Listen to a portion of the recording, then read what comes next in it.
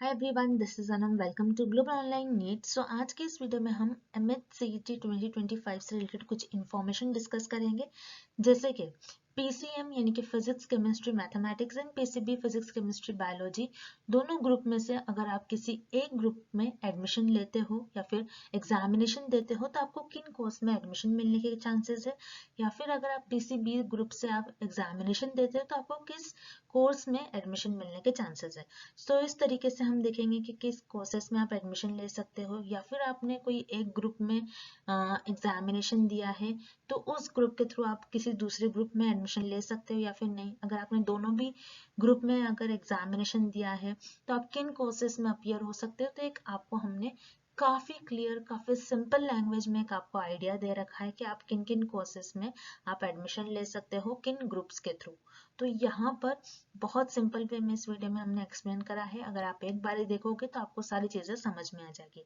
साथ ही साथ इस ईयर के आपके एक्सपेक्टेड डेट क्या हो सकती है एग्जामिनेशन की, MSCET के, देन कुछ सिलेबस किस तरीके से आपको फॉलो करना है, ये सारी चीजें शॉर्ट में हमने आज के इस वीडियो में बता रखा है। तो काफी शॉर्ट वीडियो होने वाला है, एंड तक जरूर देखिए। चैनल पर नए हैं तो चैनल को जरूर सब्सक्राइब कर लीजिए। That's it. और चलिए आज के इस वीडियो को हम स्टार्ट करते हैं। तो देखिए, सबसे पहले MHCET जो कि महाराष्ट्र कॉमन एंट्रेंस टेस्ट होता है आपका। तो ये दो ग्रुप्स में होता है, एक होता है PCM एंड होता है PCB। PCM physics chemistry maths and PCB physics chemistry biology. तो पहले क्या होता था, आज से 2 साल पहले, जो PCMB यानी कि फिजिक्स केमिस्ट्री मैथ्स बायोलॉजी, ये आपका एक साथ होता था।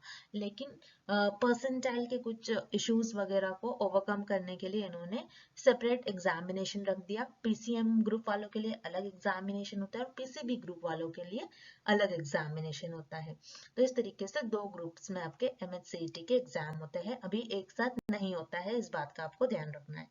देन देखिए, MHCET 2025 जैसे कि जो आपका एग्जाम होगा वो कंडक्ट कराया जाएगा दो ग्रुप्स में। एक होता है PCM physics chemistry mathematics and होता है PCB फिजिक्स केमिस्ट्री बायोलॉजी। तो अगर आप PCM ग्रुप से बिलोंग करते हो तो आपको जनरली एडमिशन मिलता है इंजीनियरिंग फील्ड में, इंजीनियरिंग कोर्सेज में। और अगर आप PCB ग्रुप से हो यानी PCB ग्रुप का आप एग्जाम देते हो तो उसमें आप बायोलॉजी से रिलेटेड आप उस फील्ड में आपको एडमिशन मिलता है, जैसे कि फार्मेसी कोर्सेज से रिलेटेड आपको जनरली PCB में एडमिशन मिलता है।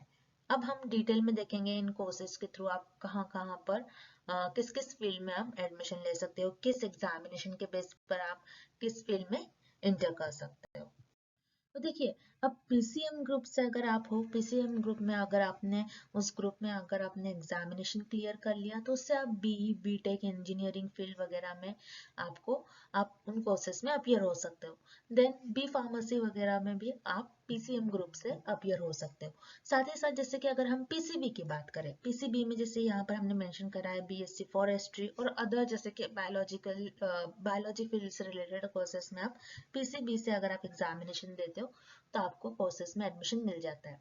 अब जनरली क्या होता है, अगर आप PCM ग्रुप से अगर आप एग्जामिनेशन दे रहे हो या फिर आप PCB ग्रुप से दे रहे हो तो दोनों भी कोर्सेज के थ्रू आप फार्मेसी में एडमिशन ले सकते हो जनरली। और कुछ ऐसे ऐसे कोर्सेज है जिनके थ्रू आप दोनों में से कोई भी एक अगर आप एग्जामिनेशन क्वालिफाई करते हो, कोई भी एक ग्रुप का एग्जामिनेशन, तो आपको सारे कोर्सेज में एडमिशन मिल जाते हैं। तो वो हम आगे नेक्स्ट स्लाइड में और डिटेल में देखते हैं।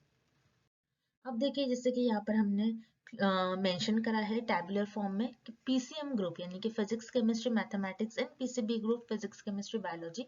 तो PCM PCB ग्रुप में आप देखिए किन किन कोर्सेज में आप अपियर हो सकते हो, और PCB ग्रुप अगर आप एंटर होते हो, उसमें आप एग्जामिनेशन क्लियर करते हो तो आप किस किस फील्ड में या फिर किन किन कोर्सेज में आप अपियर हो सकते हो। तो यहाँ पर हमने एक आइडिया दिया है। अब क्या होता है, बहुत सारे स्टूडेंट्स के 11th 12th में physics chemistry mathematics and biology उनके सारे सब्जेक्ट्स होते हैं। तो कुछ स्टूडेंट इस तरीके से भी करते हैं कि वो PCM ग्रुप का भी एडमिशन एग्जामिनेशन दे देते हैं और एज वेल एज वो PCB ग्रुप में भी एग्जाम दे देते हैं। और दोनों भी ग्रुप में उनके सबसे ज्यादा जिस ग्रुप में परसेंटाइल उनका आया है, मार्क्स जिस ग्रुप का उनका ज्यादा आया है, उसके अकॉर्डिंग वो कोर्सेज में एंटर हो जाते हैं। तो यहाँ पर देखिए, इस स्लाइड में हमने बताया PCB ग्रुप के थ्रू आप किन कोर्सेज में एंटर हो सकते हो।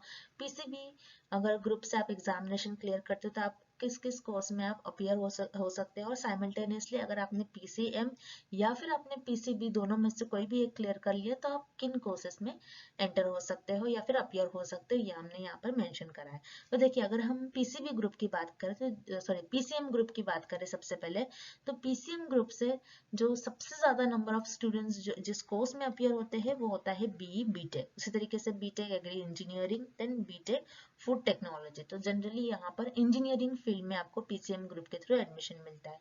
उसी तरीके से पीसीबी ग्रुप की अगर हम बात करें तो बीएससी फॉरेस्ट्री और बीएफएससी फिशरीज साइंस इन कोर्सेज में आप अपीयर हो सकते हो पीसीबी ग्रुप के थ्रू। अब देखिए यहाँ पर जो हमारा यहाँ पर बीच में जो सारे हमने कोर्सेज मेंशन करा है, जो मिडिल में है, तो ये पीसीएम या फिर आप पीसीबी दोनों में से कोई भी अगर एक ग्रुप में आप अपीयर हुए हो, उसका एग्जामिनेशन आपने क्लियर कर लिया, तो आप इन कोर्सेज में एंटर हो सकते हो, जैसे कि B pharmacy, BSc agriculture, BSc horticulture, then BSc community science, then उसके बाद BSc biotechnology and BSc agri business management. तो इन कोर्सेज के थ्रू, इन सारे कोर्सेज में जो हमने मिडिल में मेंशन करा है, तो आप किसी भी ग्रुप से हो, अगर आप पीसीएम ग्रुप से हो या फिर आप पीसीबी ग्रुप से हो, दोनों में से कोई भी ग्रुप से हो, तो आप इजीली इन सारे कोर्सेज में एडमिशन ले सकते हो। तो देखिए हमने देख लिया अगर आपने किस ग्रुप से आपने एग्जाम दिया है तो आप किन किन कोर्सेज में अपीयर हो सकते हो, एक आपको एक आइडिया मिल गया। अब हम देखेंगे कि सिलेबस क्या होगा आपके एमएचसीईटी के लिए। तो देखिए काफी सारे स्टूडेंट्स जो कि अभी इस वक्त ये वीडियो देख रहे हैं, तो काफी सारे स्टूडेंट्स को पता होगा जनरली कि इस एग्जामिनेशन के लिए सिलेबस क्या होता है, और जो बहुत से स्टूडेंट जो कि फर्स्ट टाइम देख रहे हैं तो उनके लिए ये वीडियो है या फिर एक एडिशनल इन्फॉर्मेशन आप समझ सकते हो। तो देखिए एमएचसीईटी का जो सिलेबस होता है, ये 20% जो वेटेज होता है ये आपका क्लास 11 का होता है, और 80% जो वेटेज होता है आपका ये क्लास 12 का होता है। तो 80% क्योंकि क्लास 12 का होता है, तो जनरली स्टूडेंट्स 11 का स्टडी नहीं करते, 12 का ही ज्यादा कर स्टडी कर जाते हैं, इजीली वो क्लियर कर पाते हैं। सिर्फ 12th क्लास के ही सिलेबस को आप प्रिपेयर कर ही आप इस एग्जामिनेशन को आप क्लियर कर पाओगे इजीली।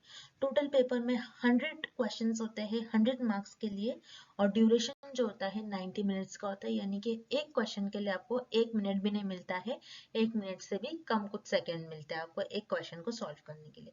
तो इस तरीके से इन शॉर्ट आपका कुछ इस तरीके से सिलेबस होता है। तो देखिए यहाँ पर जो आपका अपकमिंग एमएचसीईटी एग्जामिनेशन है जो कि अब 2025 में आपका डायरेक्टली होगा, तो ये एग्जामिनेशन किस डेट में आपका, जनरली एक टेंटेटिव डेट हम आपको बता रहे हैं ताकि आपको एक आइडिया लग जाए, आप उसके अकॉर्डिंग आप आपकी प्रिपरेशंस कर सकते हो। तो जैसे कि एमएचसीईटी 2025 ये जो एग्जामिनेशन होगा ये आपका गवर्नमेंट ऑफ महाराष्ट्र कंडक्ट करवाती है। ठीक है, महाराष्ट्र गवर्नमेंट ये एग्जामिनेशन कंडक्ट करवाती है, ऑनलाइन आपका एग्जामिनेशन होता है। और साथ ही साथ अगर हम यहाँ पर एक टेंटेटिव डेट यानी फिक्स नहीं है, इस डेट के बीच में हो सकता है आपका एग्जामिनेशन हो, तो अप्रैल 22 से लेकर मई 17 2025 के बीच में आपके दोनों भी ग्रुप के यानी कि पीसीएम या फिर पीसीबी दोनों ग्रुप के इन डेट्स के बीच में आपके एमएचसीईटी का एग्जाम होने के चांसेस है। सो ये है एक एक्सपेक्टेड डेट, और टेंटेटिव डेट के ये एक आपको हमने आइडिया दे दिया है डेट का, सो दैट आप आपके प्रिपरेशंस अच्छे तरीके से कर सकते हो। So that's it. I hope कि ये जो वीडियो हमने आपके साथ आज शेयर करा है ये आपके लिए काफी हेल्पफुल रही हो। इसी तरीके से इंटरेस्टिंग वीडियो देखने के लिए आपको हमारे चैनल को सब्सक्राइब करना है, and thank you for watching this video.